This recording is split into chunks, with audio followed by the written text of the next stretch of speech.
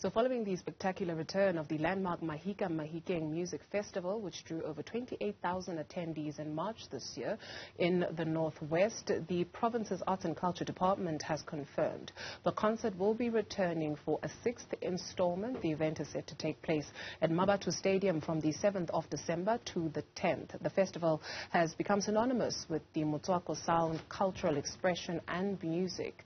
Guests, what can you expect? Well, the likes of Scorpion Kings, Nasty C, Big Zulu, Judith Sepuma, as well as Thebe Magone, who is in studio with us, also known as Lenyora. I'm fine, how are you doing? Thank you very much for your time this morning. So I'd like for us maybe to play a bit of trivia, right? Because we always wonder how certain songs become hits or how they are made because they resonate so much with people and artists. So I'll just mention a song and you'll tell us how it came to be. Maybe let's start with your AKA, Lenyora. How did that song come about? Lenyora is a moniker that the people use in Pretoria when you're a big guy. You know, so most of the titles of my song have been centered around that. You know, Top Dog, Lenyora, Black Diamond. So the song came about that way, Lenyora. Okay. I'm that guy. Sure, you're that guy. So then you hear the voice of Leo Matosa Tsenari. Woo woo woo woo, baba, I'm not doing it justice, but some sokologo. That song, how did that come about? That was in the early years when we were growing up. You know, you started to have your first apartment and whatever, and then sometimes you don't have food, and you've got some friends of yours who went to varsity and they're working, and then you go and visit them. And you realize sure. Yeah. And then you take a look at Philly. Philly Kimang. Why do you so Philly? Philly is Bruce's cousin. Bruce is my producer from Warrington. He had a tavern. So when we were starting, it was actually from the demo. He asked us to do a song for his tavern in Warrington. And that song went on to become a hit. Actually, it was just for him. Ah, okay, okay. And it still lives on. Yeah. How did that song come about? It's self-explanatory, like, Begin Dabazak. Mind your business. Yeah, mind your business. Yeah. I mean, you take a look at these songs, right, and it may sound simple, but it's things that actually even happen today. Like when you speak of maybe Sokoloko, times are tough. What does that tell you? I mean, in 2023, when songs like that still resonate? The situations, I mean, haven't changed a lot for the people, you know. What we were going through then, it's still happening now. And most of my songs I just wrote them from observations of how things are or whatever when we're sitting talking, and then I say, okay, let me just voice it out there because a lot of people can relate to what I'm talking about. And a lot of the topics that I talk about in my songs are still relatable today because of it's how we live. Sure. Yeah. How did that come about? Ooh, that one is a long story. We're here first. I don't know how to put that one. A friend of mine was proposing this lady, and he was acting all macho, and she told him, "Now I'm all right."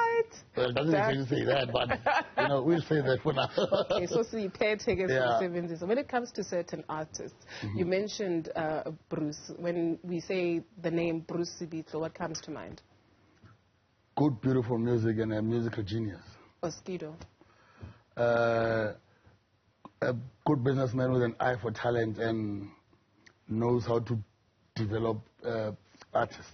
Double HP. Passionate rapper who had issues to address, and he wanted to get them out there, but it was never heard. Lebo Matos. Oh, vibrant, bubbly, sparkling superstar.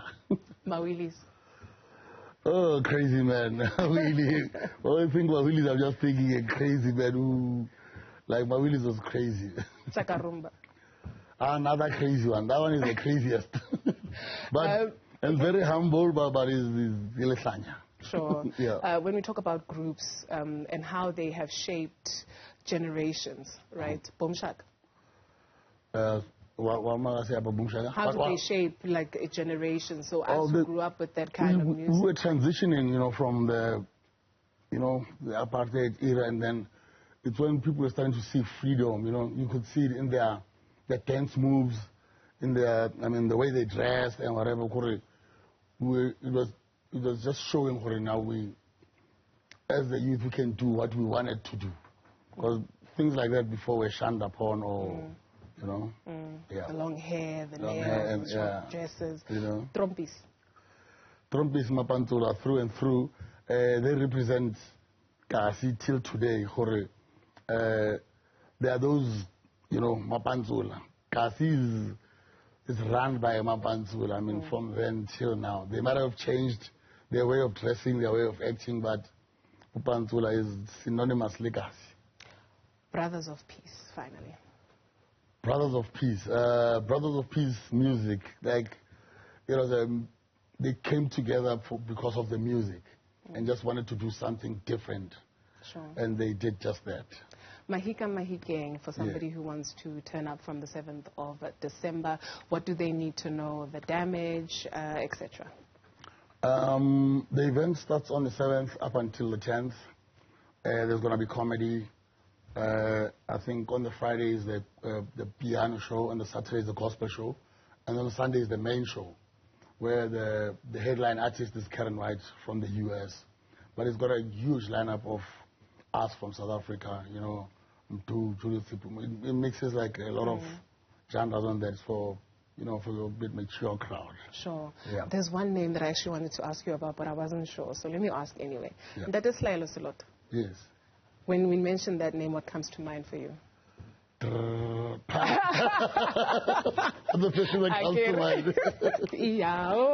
Sir, thank you very much for your contribution to music. Thank you very much for shaping our lives, our experiences, and our memories. Thanks for having me. It's an honor to be in conversation. Hope to see you there, because this is next weekend at Mahika Mahikeng. We hope so too, so we'll see. Thank you so much. Thank you very much, sir.